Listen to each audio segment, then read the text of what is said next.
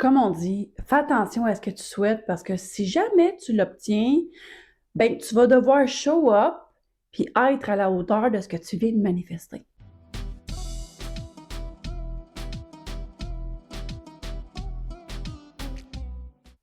Moi, c'est Marie-Élise, puis je fais du contenu sur manifestation, développement personnel, spiritualité, relations amoureuses, sexualité, sorcellerie même. Anyway, juste des affaires fucking hot. Fait que si jamais ça te parle, abonne-toi pour pas manquer rien de ce que je vais mettre sur les internets. Tu sais, on veut toutes être la meilleure version de nous-mêmes. Quelle femme veut pas se sentir plus belle, plus sexy, confiante, bien dans ses vêtements? Puis, tu sais, on a beau faire nos affirmations, avoir des petits messages subliminaux dans le background. Petit clin d'œil à mon activation audio. Activation sex appeal, confiance en soi et magnétisme, que je vais mettre en bas dans la petite boîte de description.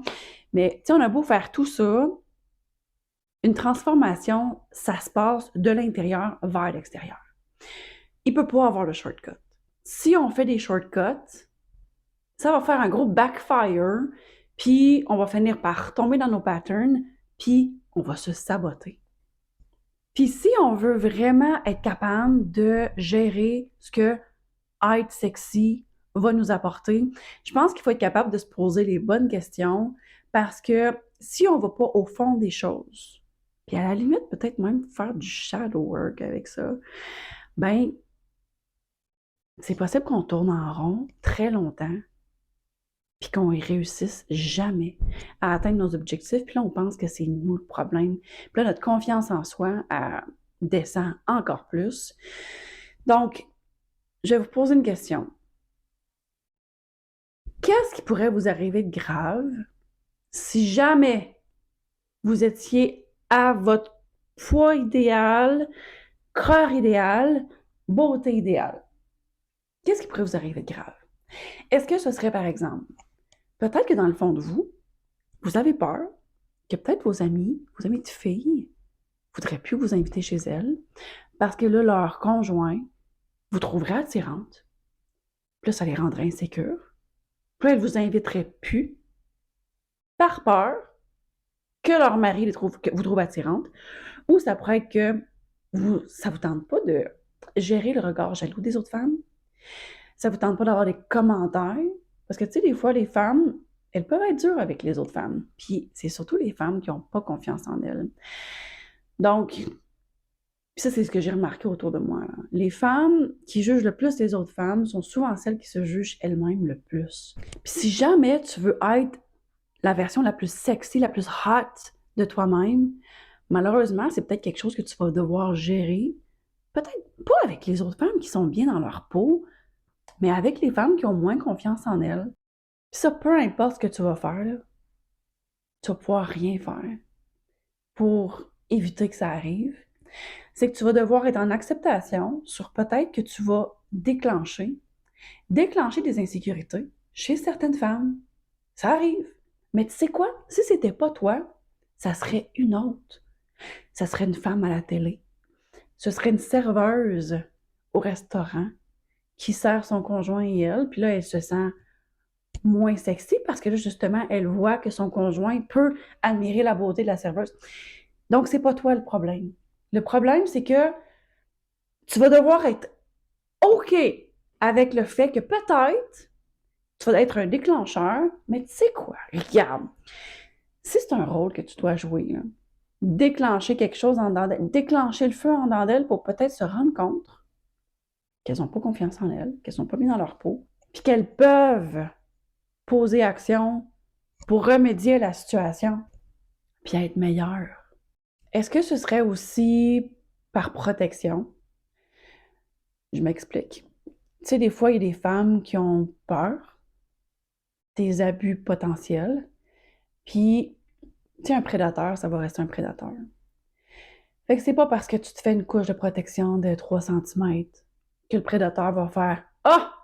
Elle a une couche de protection, elle est inatteignable. » Cette couche de protection-là, puis je sais que je dis en ce moment, ça va rejoindre beaucoup de femmes, puis moi incluse, là. la couche de protection, elle doit être énergétique. Elle ne doit pas être corporelle. Moi, par exemple, quand je veux prendre une pause des hommes, que je veux pas d'hommes dans ma vie, automatiquement, c'est inconscient, là. Je fais pas ça par exprès. Mais automatiquement, je me mets une petite couche de graisse. Puis aussi entre les cuisses. Qu'est-ce que ça signifie du gras entre les cuisses?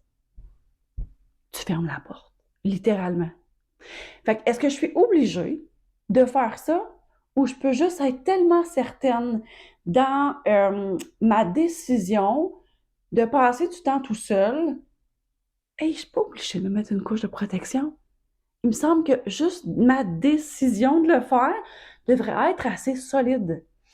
Fait que, il y a tout le niveau à être assez grounded, puis avoir des limites tellement claires et définies qu'on est intouchable. Tu sais, en tant que femme, là, on veut être regardée, on veut être désirée. C'est juste qu'on veut pas être regardé et désiré par tous les hommes. On voudrait que ce soit juste pour ceux qu'on veut qui nous désirent. Le problème, c'est que ça fonctionne pas comme ça. Fait que ça doit venir avec la gestion de peut-être. Il y en a qu'on veut pas qu'ils soient attirés vers nous, puis ils vont l'être. Puis ça, avez-vous déjà été juste gentille avec un homme qui vous intéressait pas du tout? Vous étiez juste gentille. Puis il a pris cette gentillesse-là comme une porte d'entrée, puis comme un signe que vous étiez intéressé par lui. Mais vous n'allez pas commencer à être désagréable avec tous les hommes qui vous intéressent pas, juste par peur qu'ils prennent ça comme un signe que vous êtes attiré, tu sais. Quand tantôt je parlais de la couche de protection, c'est une couche de protection énergétique.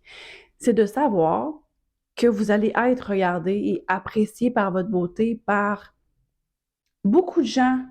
Peut-être pas des gens que vous voulez nécessairement. Êtes-vous capable de gérer ce regard-là sur vous? C'est une très bonne question à se poser. Puis c'est peut-être la raison pour laquelle vous avez de la difficulté à atteindre vos buts. Puis bon, deuxième point. Si jamais vous vous rendez compte que vous êtes dans vos patterns, puis que vous recommencez tout le temps, vous prenez en main, vous tombez dans le sabotage, vous prenez en main, vous tombez dans le sabotage, puis vous perdez toujours les mêmes 10, 20 livres tout le temps, puis vous les reprenez, vous les perdez. Ben, en fait, vous avez deux choix. Soit vous dites, OK, j'assume, c'est mon karma, puis j'ai fait X, Y, Z dans une vie antérieure, puis là, je dois payer le prix, puis je dois revivre ce cercle vicieux-là toute ma vie. Je ne sais pas pour vous, là, mais moi, je trouve que c'est la définition totale d'un enfer. Puis ce que j'aime pas de cette version-là, c'est qu'on choisit de se victimiser, puis on devient victime de la vie. Sauf que la deuxième option, ma préférée, c'est OK, je vis ce challenge-là. Je tombe, je me relève, je tombe, je me relève. Mais parce que peut-être justement, c'est un challenge que je dois conquérir. Puis ça fait partie de mon chemin de vie. Tu sais, dans la vie, là, nos désirs, on les a pas pour rien. Puis choisir de réaliser nos désirs, c'est vraiment se choisir. Puis c'est se donner du self-love. Parce que c'est pas pour rien que tu rêves, admettons, d'être la meilleure version de toi-même, c'est parce que tu dois le conquérir. Oui, c'est un challenge, mais tu te dois de le conquérir. Puis dans cette version-là, tu choisis que le pouvoir est entre tes mains. Puis tu fais juste décider que tu vas réussir. Les gens sous-estiment le pouvoir de la décision. Juste le fait de décider que tu as le droit d'être la meilleure version de toi-même, ça n'a plus de pouvoir que n'importe quoi que tu peux penser. Puis je pense que mon dernier point, je vais finir avec: est-ce que tu es 100% à l'aise avec ton énergie féminine ou est-ce que ton énergie féminine, elle est blessée? Parce que être dans son féminin, c'est être capable d'être regardé, être capable d'accepter. Donc, être capable d'accepter des regards sur soi. Tu peux être en train de prendre une marche. Tu marches, tu écoutes ta petite musique, tu es bien, tes hanches, elles font hum. Et là, il y a un homme qui passe la tondeuse, qui te regarde, tu vois qu'il te trouve jolie, il te fait un sourire, mais toi, tu n'as aucun intérêt, là. Mais ce que tu fais, tu souris en retour et tu continues ton chemin. Tu es capable d'accepter le regard parce qu'un regard, c'est aussi un compliment. Fait que si jamais t'es le genre de femme qui, mettons, on lui dit ah, elle est belle ta robe. Puis là, tu trouves ah, ouais, mais c'est vieux. Puis non! Accepte le compliment parce que être dans sa féminité, c'est être capable d'ouvrir son cœur puis d'accepter que quelqu'un d'autre nous regarde et nous trouve attirante et être capable de recevoir des compliments sans avoir besoin de retourner un compliment en retour. Évidemment, je pourrais continuer à parler pendant des heures sur ce sujet-là. Puis, n'hésitez pas à me donner vos opinions dans les commentaires parce que, de un, si vous commentez et vous likez, ben ça montre à YouTube que, oh, cette personne-là, elle a un message à propager. Fait qu'on va la montrer à tout le monde.